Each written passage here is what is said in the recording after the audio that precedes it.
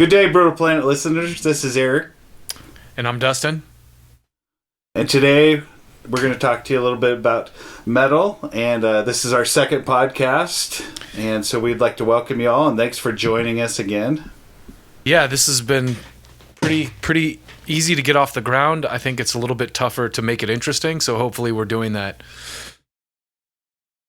So the first thing I wanted to talk about is, for us, we're coming up on 1 year of Brutal Planet magazine, and we're brutally just killing it with people, and we love it, and I just wanted to say thank you to everybody out there who has read us, followed us, listened to us. Everything, looked at our pictures. I mean, it's been amazing. We just hit 25,000 followers on Facebook. Oh, we're there. Yeah, so everything's kicking ass, and so it's amazing. And so I would just like to take a minute to say thank you to all of our fans out there. So. Yeah, and I'll second that. Thanks so much for just paying attention to us. Like Eric said, our YouTube page too has grown quite a bit. We're not huge yet. We're not the size of like a Loudwire or a Blabbermouth just yet, but I think we have 35 subscribers or something like that, which is a good start for a year. You know, we just started really focusing on YouTube. Yeah, and that's the other thing is if you haven't checked out our the Brutal Planet magazine. Our YouTube page, go check it out, because that's where we're starting to put all of our interviews, and we're putting some videos up there, and we put all of our promos that people do for us, we put those up there, so everything's starting to go up there too, so check it out. Yeah, and hopefully we can be the goal for the new year, moving forward too, is to hopefully try and do a lot more on-site, in-person interviews where we actually have video. Some bands don't like to do that. A lot of bands would rather just do it on the phone, and it's a lot easier, obviously, to get those interviews. But, we want to kick up our content quality a couple notches. Yeah. So speaking of content quality and content, first thing I want to start out with is we know that Slayer just finished their last... 2 shows down in LA where Dustin's at, and it was interesting because they did 2 shows in LA, but they did one in Vegas, was their third to the last show, and it was Charlie Benande's birthday from Anthrax, and he got up on stage with Phil Anselmo and the Illegals on his birthday, and they sang him happy birthday, and then he played Strength Beyond Strength with Phil Anselmo out there. Yeah, so the video's on YouTube. You can check it out. It's pretty cool. I mean, it's pretty cool. Charlie's a great guy. Have you met him? So, no, I've never met him, but he's everything I've seen about him. He's just a cool guy. He just seems pretty down to earth. Do you remember when Anthrax was on Married with Children? Back in the day? Oh, that was one of my favorite episodes. Yeah, and they eat like the mystery package from the fridge. Yeah. I mean, what better way to solidify yourself in pop American culture than to be on Married with Children? Yeah, and for some of the younger listeners we have out there that don't know, that's a sitcom that was on Fox in the early to late 90s. With Ed O'Neill, Ed O'Neill's now the male lead on Modern Family, which has been on for a long time. Yeah.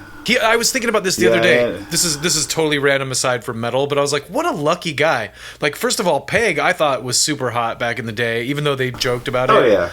And his new TV wife is what's that chick's name? The Mexican girl. Yeah, the Brazilian. She's Mexican. Yeah. She's like so beautiful. Oh, is she? I forget her name off the top of my head, but yeah. Anyway. Yeah, so it looked like, and funny thing is Charlie's dating one of the Butcher Babies. Sofia Vergara. Carla. Sofia Vergara. That's Sophia. Her name. She's gorgeous. Yeah, anyway, sorry. Yeah. and so Charlie is dating Carla from the Butcher Babies, who's also gorgeous. Oh, okay. So that makes sense. So there's a lot of photos of them in Vegas and in LA with them hanging out with Slayer after the show, and Aquaman. I can't remember his name. The Aquaman guy. Oh yeah, Momoa, Jason Momoa. You should have said Game of Thrones. Yeah. Oh yeah, He's a huge. I love that guy. He's like a huge Pantera fan. I've seen a bunch of photos of him, and he did a PSA with a Pantera shirt. So this is a good segue for one of the few things I have written down. December 8th, which is today, is the 15th anniversary of Dimebag Darrell's shooting. Yeah. Yep. So and that's it. The other huge day that this is in music too is it's the anniversary for John Lennon's assassination. Oh, that's right. Was it the same day? Yeah. That is crazy. I didn't even realize that they were both. I mean, to me, Dimebag way more important than John Lennon. Let's face it. But you know.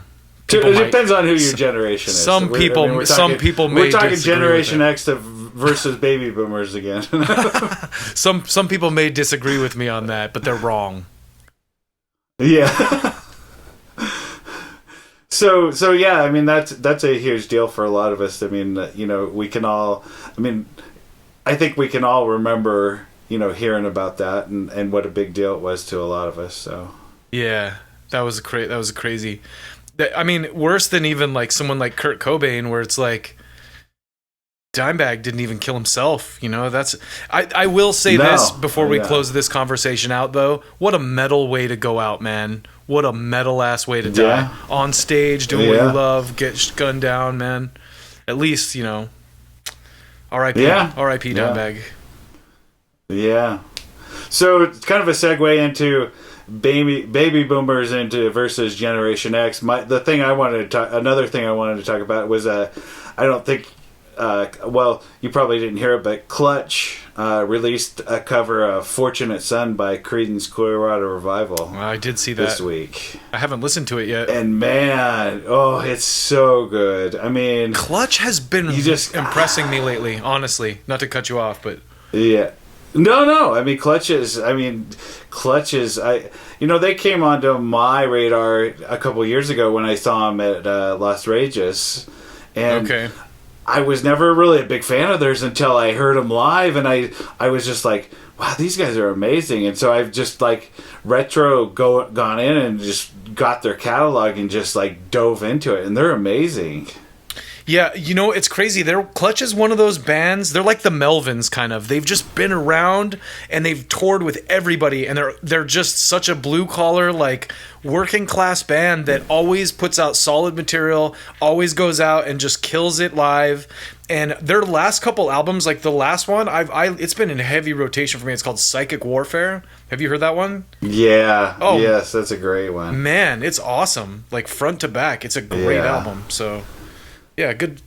So yeah, so that if you guys haven't checked that out, go to our website. You can find that and check it out because it's a great cover and there's video goes with it too. So, and then the other thing I wanted to talk about is it kind of goes into a longer conversation. Is Wednesday 13 released a cover of the song Films by Gary Newman, and it features Calico Cooper on it.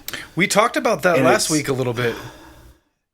Yeah, so he released the song, and it's a different song. I mean, it goes well with him. He made it a lot harder, and the addition of Calico Cooper makes it a very, very cool song, but it's not what you would expect from him. It's cool.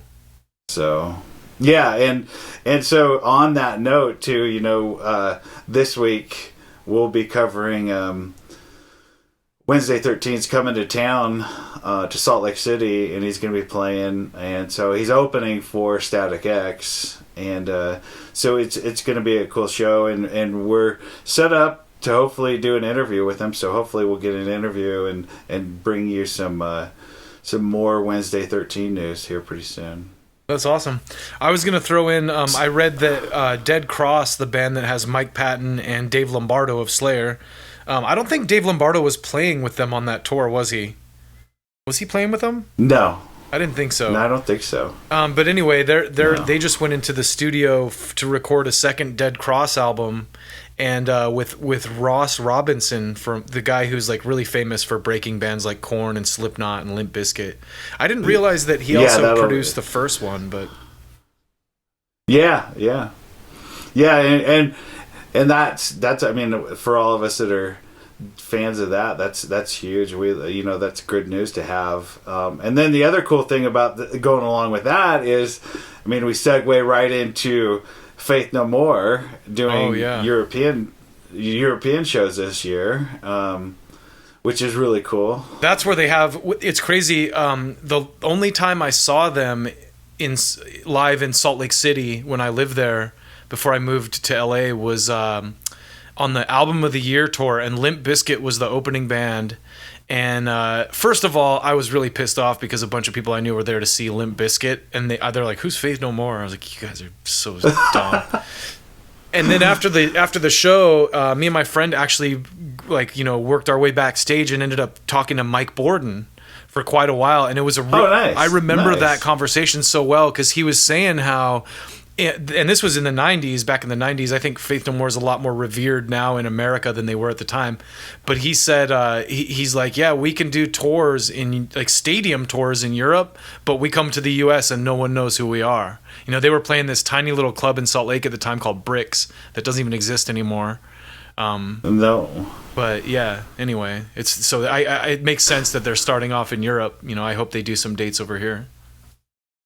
Yeah, I mean, I think it's just a natural progression. I think with them starting in Europe, they're going to do some of those big festivals over there, and they're going to get their feet wet, and they're going to get back into it. And I think once they come back over here, they'll do some pretty decent sized shows. They're not going to do anything like they would do in Europe. I mean, nobody does anything like they do in Europe over here, really. Yeah, that's true. But it'll be cool to see them back and moving again. And I know you're a huge Faith No More fan. I am too. But yeah, what's I mean, if you were to see Faith No More in a live setting again, what songs would you like to hear? Honestly, I would love to see them perform the Angel Dust record. That's probably my favorite Faith No More record, just because it has so much of it has a lot of death metal overtones in it. Which carries over from Mr. Bungle. But that album, I thought, was just like it wasn't their sophomore album, but it was their second album with Mike Patton, and it was kind of like it blew me away because this is what my brother actually said this about Faith No More when we were talking over the break. Every song they make sounds different, and I think what was amazing about Angel Dust is the Real Thing kind of had that breakthrough song Epic that kind of put them on the map in the mainstream anyway, and Angel Dust sounded nothing like that. It was like a completely different album. It doesn't, like, if you A-B those two records, they sound nothing alike. You know what I mean? Yeah, true. And so I thought that was really brave, and there's very few bands that do that. I mean, once you find your formula, you do what you kind of do that and churn out 7 albums that sound have 5 songs played differently. Not to talk too much trash, but I always thought that was something that, to me anyway, that made Faith No More stand out, is how unafraid they were to just go in different directions and do whatever. Yeah, I mean, I like a lot of their stuff, and even after Angel Dust, I loved some of their songs. Oh yeah, I'm trying to remember the song that I really. I mean, every album Midnight sounds Crisis different. Is a great song. Yeah, that's on Angel Dust. Yeah, and then what was the other one? Ashes to Ashes. Oh, and, yeah. Last Cup of Sorrow. I love that song. Again, that album of the year was, for them, they went from Angel Dust and then they went to King for a Day, Fool for a Lifetime, where they had the Mr. Bungle guitar player. Yeah. And they did that album, King for a Day, completely different sound than Angel Dust. It was like more like kind of like adrenaline metal, like more clean, concise metal, where Angel Dust was darker, like deathier type metal. And then King for a Day had a lot of like loungy songs, like funk, like Lionel Richie. You know what I mean? Like there's that song Evidence that's almost like a funk, like smooth jazz type song. You know what I mean? Yeah. And then album of the year after that was just even more focused. Like I felt like every song on that album could have been a radio hit. You know, they're really short, concise. I mean, there's a couple that are a little. I'm probably not, but you know, like at least 8 songs on that record could have been released as a single. You know. Oh yeah, yeah. And then, so I mean, I'm excited. I really hope they do it. I think it'd be great for them to have, break back through again. Yeah, and their live shows are what really set them apart too, because they come out on stage and improvise and do like whatever's popular. You know, when they reformed, they came out and Patton started doing "Poker Face" by Lady Gaga. You know what I mean? Like in the middle of the song. Yeah. That's another great thing about their live shows. They always throw in some crazy stuff like that. Yeah. Yeah. So as far as since we're talking about live stuff, I just read that the Scorpions are gearing up for a new album in 2020, and they're going to do some touring, and possibly I don't know if it's confirmed yet, but they're going to do a Vegas residency. Original members? Not all. I mean, whatever the current lineup is. Okay. Klaus and Matthias and Schenker. Okay. Yeah, I was gonna say is Schenker. Not. Yeah, and then they've got. I'm trying to remember his name. The drummer that was Mickey D from. Okay. Motorhead. Mm-hmm. I think he's drumming. It'd be badass if they could get on that Def Leppard Motley Crue Poison tour. Yeah, so that's the other thing I was going to mention too. Is so that's. I mean, we talked about the rumors about that last week, but that's officially been announced now, and it's got dates and everything for it. No Salt Lake date, but I think you got a couple dates down in L.A. Yeah, I thought that was funny. I saw a thing about how they blew up the cessation of touring agreement. And Nikki Sixx is like, we missed each other. Yeah, you guys missed money. Yeah. Yeah. And I mean, the cool thing is they added Joan Jett to the lineup too. Yeah, that's badass. That's a great addition. Add some girl power. Yeah, I mean, nothing says badass like Joan Jett. So it's too bad Steel Panther couldn't get on that. Yeah, that would have been a good. I mean, they would have been a rad opener for that show. Yeah, they would have. But some of those, and then it doesn't sound like Motley Crue's getting along. No, go ahead. No, sorry, it just doesn't sound like Motley Crue. They're not getting along. Well, they were fighting because on Twitter or whatever, because Michael Starr made a joke about Vince Neil being fat. Oh, that's right. And I mean, I saw some of the photos, and man, Mick Mars looks like he's already dead. I mean, poor guy. He's all hunched over and he's white, and we can't all be Iron Maiden. No, exactly, or Judas Priest. Yeah, or Priest. That's a good point. Halford, God. So Halford looks the same as he did 20 years ago. Exactly.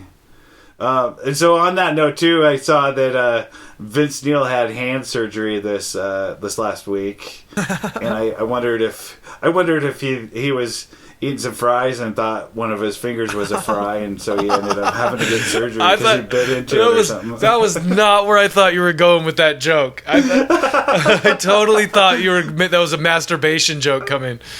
No.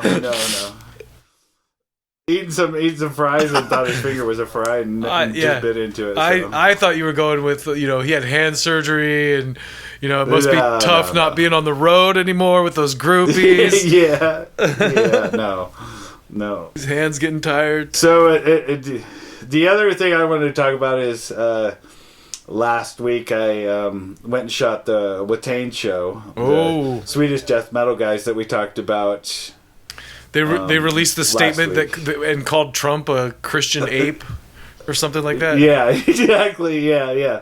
So I went to the show, and it was interesting. I mean, when you think of death metal, there's certain death metal that I like, and certain death metal I don't care for. You expect death metal to be a sound. You don't expect death metal to be a smell.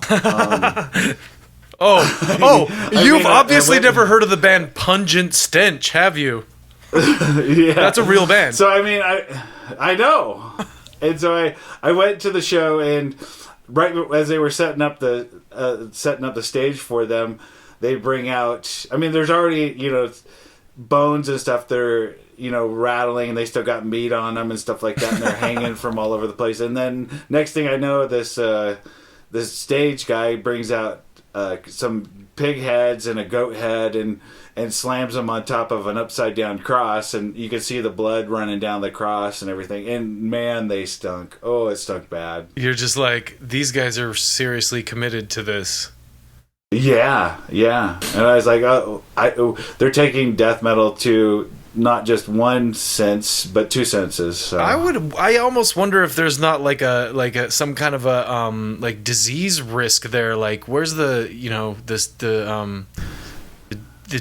CDA or what do they call it? The Center for Disease Control. Like, there's got to be some kind of regulation on like carrying bloody pigs' heads around, or that's like, isn't that like trichinosis or something, or so Yeah. Well, who knows? Yeah, there's all kinds of weird like bloodborne diseases and stuff from that kind of crap. We're gonna find out like one of these bands died of like malaria or something from the animal parts. So the other thing is, that we kind of wrap things up. I know that it's coming towards the end of the year, and you and I both have done our top 10s, and mine's not done yet. A little easier to do a top 10. I mean, yours isn't done yet. No, it's been hard for me, man. Like, I made a list this morning of everything I thought was like relevant this year, and there's like I have my top 10 of stuff that I actually listen to is like 13 right now, so I got to whittle that down. Oh, is it? And then I've got like, let me count this, like 1, 2, 3, 4,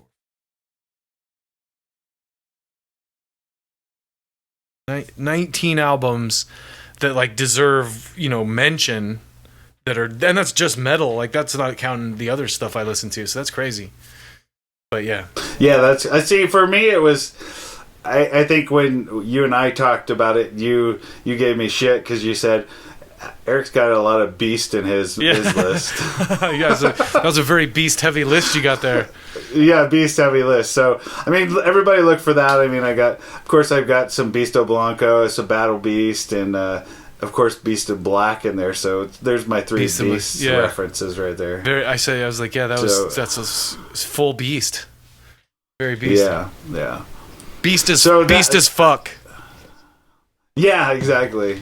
So each one of the writers were asking to put out a top 10. It doesn't have to be albums that they reviewed. Mine just happens to be albums I reviewed because I was able to get the albums that I was really wanting to get to review, and they just happened to be in my top 10. So we also had to really listen to them, like that's the other thing is there's a couple albums that came out this year that from bands that I really love that I still haven't really listened to yet. You know what I mean? So I was kind of looking back over the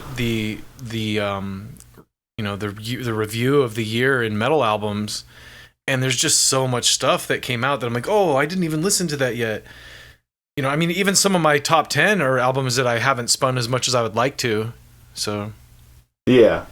So, just off the top of your head, what are two top ones that you liked this year? So, I think close to the top for me is going to be Periphery 4 Hail Stan. That was a beast of an album, to put it in beastly terms, and I just so that one was, and then like I noticed not really anyone of our writers mentioned the new Slipknot, which I thought was like definitely like almost like a return to form for them. Like their first two albums were just fucking ridiculously good, Iowa and the self-titled, and then they kind of like veered away a little bit. Like the Volume 3 one was okay. I think it was Rick Rubin who's involved with it. And the ones after that were kind of like, there's like number 5, The Gray Years, was like kind of one they made after their bass player died that was all right. But this newest one, We Are Not Your Kind, it's just, it's more, it's got that like gusto back that they had in the old stuff, where there's just really raw, aggressive metal. and then Killswitch Engage, of course, and the Tool album, the new Tool album, and then of course Steel Panther is way up there for me. Their new album is amazing, Heavy Metal Rules, and the Norma Jean and Prong, and that's like He Is Legend, the He Is Legend record. Flesh God Apocalypse is another one that I rank really high. I mean, that fucking record is a beast as well. And Amon Amarth's Berserker album, and so God, there's just, and then that's just the stuff that I was really into. Then there's Syra, there's Sabaton's album, Russian Circles came out, Sacred Reich. The Sacred Reich album I didn't love as much. It was just kind of, it's good, but it's just like kind of average thrash, That's how it's always been what they are. But yeah, and then the cool thing is for all of us. I mean, you guys will learn when you see. You might even get a feel for which writer you like, because they like your genre of music, which is kind of cool. So I mean, you'll notice that not a lot of overlap. Yeah, that's in our true. Top tens. I noticed like Deanna kind of seems to like lean more towards like the new metal type bands, like Hell Yeah, like Kim or Five Finger Death Punch. You're more into the European style metal and the Swedish stuff. Like, and I'm more into the power metal and stuff. And then me and Austin are kind of more into like the hardcore and the like the Pantera style, like deathcore type metal. And then James seems like he kind of runs the gamut a little bit. He's got some good taste too. Yeah, he does. He kind of leans, I think, a little more in your direction. I think he kind of bridges the gap a little bit between like the kind of stuff I listen to and the kind of stuff you listen to. He's kind of right in the middle. So exactly, he does. Yeah, because last night he just covered As I Lay Dying last night for us. So okay. Oh yeah, that's great. That whole thing is interesting. You've heard about that whole thing, right? With that band? Yep. That guy like tried to kill it. He hired a hitman to kill his ex. And they're like supposed to be a Christian band too. That's the other thing that's really funny about it. Anyway, we'll save that for another episode, but So anyway, our top tens are going to be coming out in this next few weeks, and the other cool thing to look forward to is all of us that are photographers I've encouraged everybody to put out their top 10 photographs of shows this year too. Great. So I think that's going to be fun. So I think we all have those photos that we just went, yeah, that was a good photo. So I think for the new year, for 2022, I don't know if we'll get a chance to do another one of these before the end of the year, but I wanted to say, first of all, one of my goals next year is to get together more often. So try and get to Salt Lake and maybe do these podcasts like in a room together at the same time, where we can, do video as well, and like really make it a little bit more of a production. And then the other thing is I have a couple new segments I want to launch next year. One being an idea I've talked to you a lot about called Bands of Yore, where we kind of like dig up old bands that have kind of disbanded, or like maybe like bands that had an album or two good albums and then just disappeared from the metal world. And there's a lot of that, especially in the 90s, so look for that in the new year. That's another kind of segment that we're going to be kind of starting to push out. So and if you guys, the listeners, have an idea for what you want to, let us know, because we're all about giving you what you want too. It's not all about us. So if there's something that would drive you to share us more and to want to read us and listen to us more, let us know for sure. Yeah, we should actually also another thing that we'd like to add, like we're just starting, so we don't really have a huge audience just yet, but we could have a segment where we're just answering listener emails. So definitely exactly definitely send us any feedback, or even just send us an email to say you guys are pieces of shit, you fucking dickheads, at it's brutalplanetmagazine@gmail.com. We'll take any and all criticism, whether it's good or bad. Tell us what kind of frozen pizza is your favorite. We don't care. Tell us, what kind of strange STDs you have. Tell us exactly about your kinks. I mean, we're not going to get into the Dr. Drew stuff. Yeah, so, we could have Brutal line. Yeah, we could. Like, so you like to be? You have, I'm sure there's a lot of kinks in the metal world. A lot of people with interesting fetishes. So we're not trying to go down that road. What we're saying is, There's no holds barred. There's no limits here. Just send us some shit. No. Yeah. Send us something. Say something funny. So I think that's all I have. So yeah, the email again is brutalplanetmagazine@gmail.com. So. Or you can send us a message on the Facebook page. Facebook's good. We're not hard to get a hold of. No, we're not. We're pretty out there. You can YouTube, Twitter, Instagram, whatever. Someone's gonna answer. So. Yeah. Well, I think that's all I have. So it's like I said, it's been a great 2019, and I look forward to an even more amazing 2020. So yeah, thanks again, everybody, for a great first year. We're looking forward to connecting more with you guys next year. Yeah, and you kick ass, and have a happy holidays, and we will see you after the first of the year. Keep it brutal.